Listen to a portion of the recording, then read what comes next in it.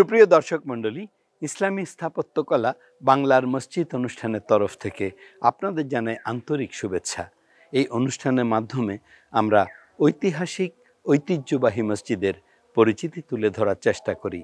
আজকে আমরা তুলে ধরব আতিয়া জামে মসজিদের পরিচিতি। টাঙ্গাইল জেলার দেলদুয়ার উপজেলার চারলা আতিয়া গ্রামে এই আতিয়া জামে মসজিদের অবস্থান।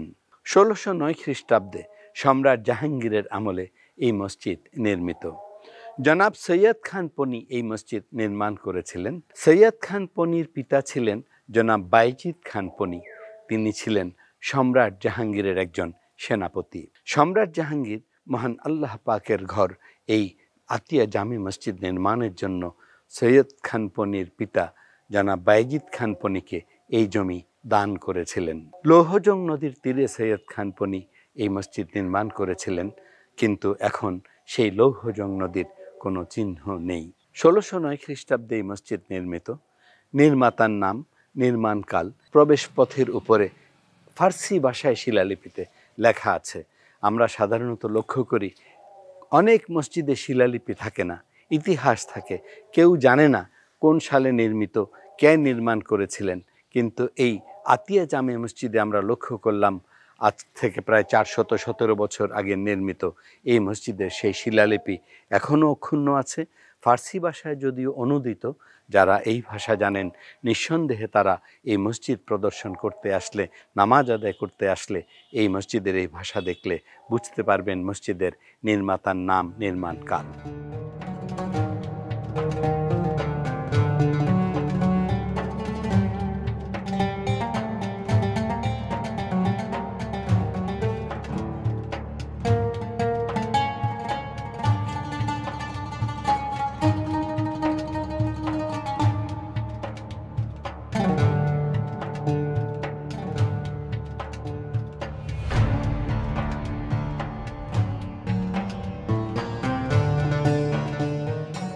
আতিয়া জামে মসজিদের পূর্ব দিকের অংশে আমরা যদি লক্ষ্য করি, আমরা দেখতে পাই চার কোণায় চারটি বিশাল পিলার রয়েছে। এই পিলারগুলোর ব্যাসার্ধও কিন্তু অন্তত ৭ ফিট গোলাকৃতির। এই সুন্দর পিলারগুলোর উপর কিন্তু এই আতিয়া জামে মসজিদ আজকে ৪০০ বছরেরও বেশি সময় ধরে, ৪১৭ বছর ধরে বেঁচে আছে। উপরের অংশে যদি আমরা লক্ষ্য করি, এই পিলারের নিচে থেকে উপর পর্যন্ত ধাপে ধাপে সুন্দর করে স্থাপত্য করা হয়েছে যাতে পিলারগুলো মজবুত থাকে। এই পিলারের উপর ভিত্তি করে মূল নামাজ ঘর, মূল মসজিদ নির্মিত। মসজিদের পূর্ব দিকের দেয়ালে উত্তর দক্ষিণে সবখানেই কিন্তু টেরাকোটার কাজ। সেই টেরাকোটার কাজগুলোর বর্ণনা যদি আমরা করতে যাই, উত্তর থেকে দক্ষিণ, দক্ষিণ থেকে উত্তর, একই রকম উপর থেকে নিচে পর্যন্ত কোনো কার্পণ্য করা হয়নি। সবখানে কিন্তু শিল্পীর ছোঁয়া লেগেছে, স্থাপত্য নকশা করা হয়েছে।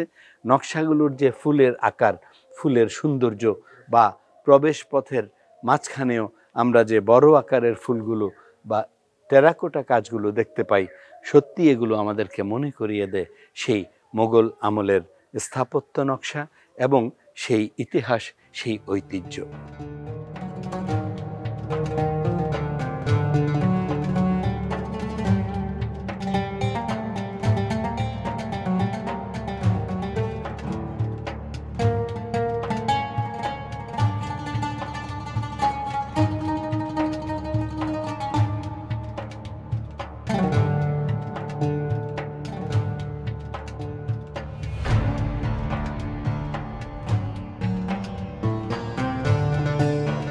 আতিয়া জামে মসজিদের এই যে টেরাকোটা কাজগুলো, ফুলের কাজগুলো এত চমৎকার, এবং এই টেরাকোটা কাজের উত্তর দক্ষিণে দুটো প্রবেশ পথ ছাড়াও 3টি প্রবেশ পথের মধ্যে আমরা লক্ষ্য করছি এটি হলো মূল প্রবেশ পথ।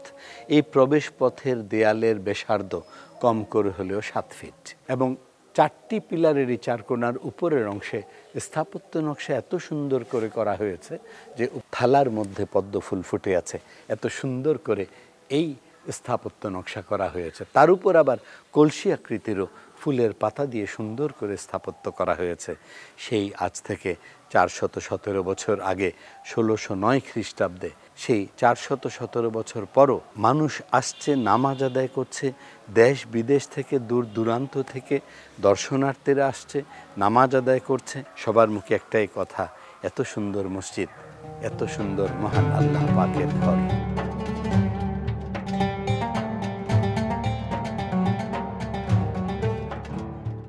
এই মসজিদটা নির্মিত হয়েছে 1609 খ্রিস্টাব্দে। তো আজ থেকে 417 বছর এটার বয়স হয়েছে। প্রতিনিয়তই এইখানে মানুষজন দেখার জন্য আসে, কেউ ছবি তুলে, কেউ নামাজ পড়ার উদ্দেশ্যে আসে। আমার বন্ধু বান্ধবরা কিছু আসছে আমাদের এই মসজিদটা দেখার জন্য, এবং কি তাদের ঘুরিয়ে দেখানো হয়েছে যে 417 বছরের মসজিদটা যে কারুকাজ, এগুলা সচরাচর এই যুগে আসলে পাওয়া খুবই কষ্টকর।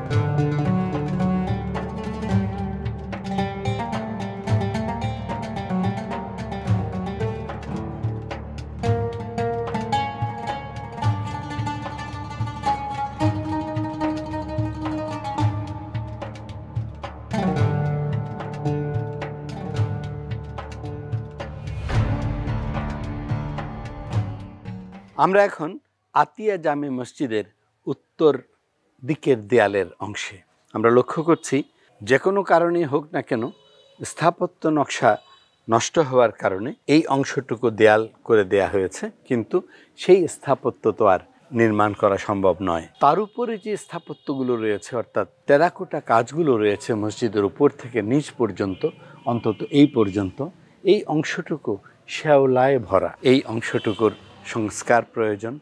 এই যে দূর দূরান্ত থেকে, দেশ বিদেশ থেকে মানুষ আসছেন, নামাজ আদায় করছেন, পরিদর্শন করছেন, তারা যেন দেখতে পায় যে আল্লাহ পাকের এই ঘরের যত্ন নেয়ারও মানুষ আছে।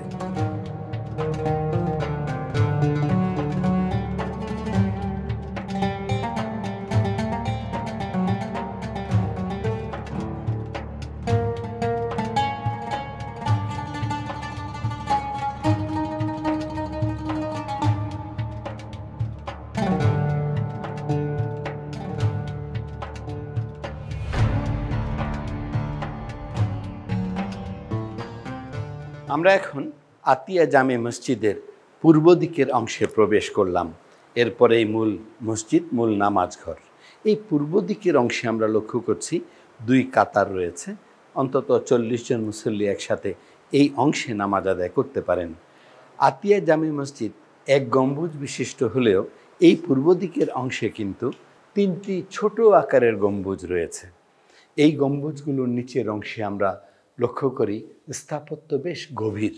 3টি প্রবেশ পথ রয়েছে পূর্ব দিকে, উত্তর দক্ষিণে 2টো প্রবেশ পথ, অর্থাৎ এই অংশে প্রবেশ করতেই 5টি প্রবেশ পথ রয়েছে। তারপর মূল নামাজ ঘরে গিয়ে নামাজ আদায় করেন। কিন্তু এই যে পূর্ব দিকের অংশ এবং পশ্চিম দিকের যে 1 গম্বুজ বিশিষ্ট মূল মসজিদ, সম্পূর্ণই কিন্তু সেই আমলে নির্মিত সংবর্ধিত অংশ নয় বা সংস্কার করা নয়। সম্পূর্ণ অংশটুকুই এই আতিয়া জামে মসজিদ।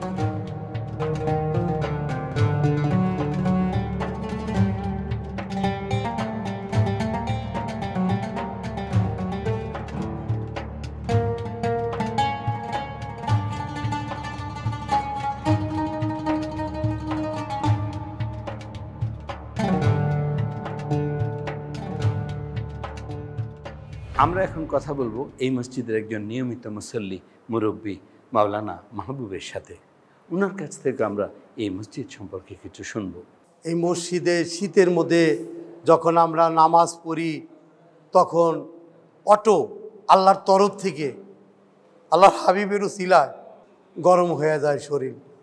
যখন গরমের মধ্যে নামাজ পড়ি মসজিদের ভিতরে, তখন আল্লাহ তরফ থেকে অটো শরীর শীতল হয়ে যায়। আলহামদুলিল্লাহ, শুকরিল্লাহ। টাঙ্গাইল শহর থেকে, এই আটিয়ার বাহিরে থেকে অনেক লোকজন এখানে নামাজ পড়তে আসে। এখানে অনেক পীর পায়গম্বর ওলি আল্লাহর আছে, এবং এখানে আসলে হৃদয় স্পন্দন ছুঁয়ে যায়। আটিয়ার ঐতিহ্যবাহী মসজিদ, জামে মসজিদ, এখানে এসে নামাজ পড়লে আমি মুগ্ধ হয়ে যাই।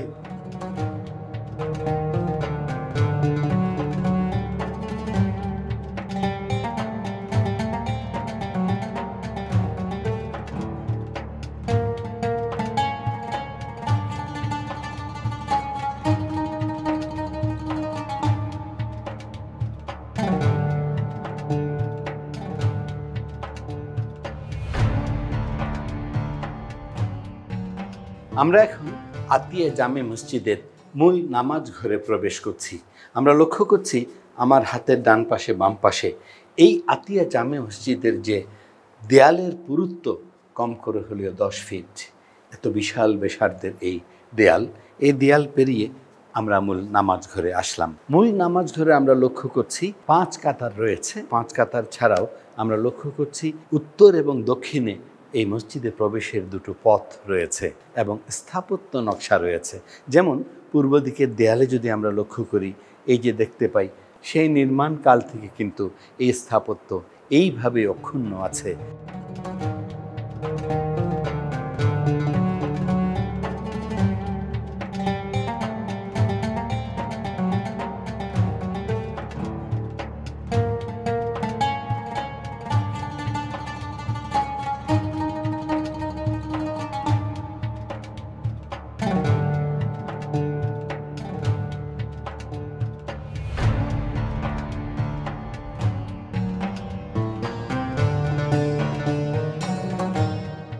আতিয়া জামে মসজিদ এক গম্বুজ বিশিষ্ট। আমরা সেই বিশাল গম্বুজের নিচে এখন আমরা দাঁড়ানো।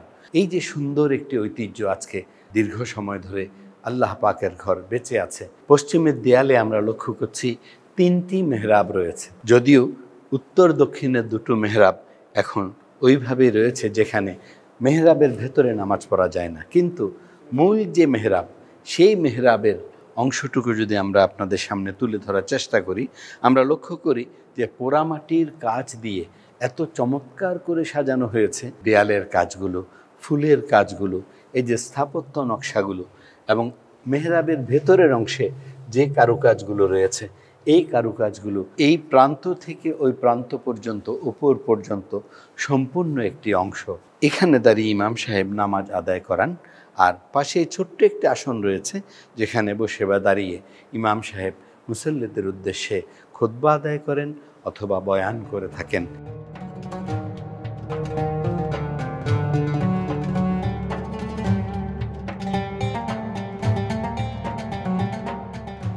আমরা এখন কথা বলবো আতিয়া জামে মসজিদের শ্রদ্ধেয় ইমাম এবং খতিব মুফতি আব্দুল বাসিরের সাথে। আমরা ওনার কাছে জানতে চাইব এই মসজিদের ইতিহাস এবং ঐতিহ্য সম্পর্কে কিছু তথ্য। এই মসজিদটি একটা সময় বাংলাদেশের মুদ্রা 10 টাকার মধ্যে ছিল। পরক্ষণে এই মসজিদে পর্যাপ্ত পরিমাণ মুসল্লি হন। সকাল সন্ধ্যা প্রায় ফজরের সময় বারিন্দা ভর্তি হয়ে যায় মুসল্লিরা। তাই এই মসজিদে এসে যারা নামাজ আদায় করেন তারা খুব তৃপ্তি পান এবং খুব আত্মতৃপ্তির সাথে যান। আল্লাহর মেহেরবানি দয়ায় আল্লাহ পাক এই মসজিদের ইমাম এবং খতিব বানিয়েছেন। আমি এখানে ইমামতি করতে পেরে খুব আনন্দিত, গর্বিত এবং আল্লাহর কাছে দোয়া করি আল্লাহ যেন মৃত্যুর আগ পর্যন্ত এই মসজিদে খেদমত করে যেতে পারি, এটাই আমার চাওয়া পাওয়া।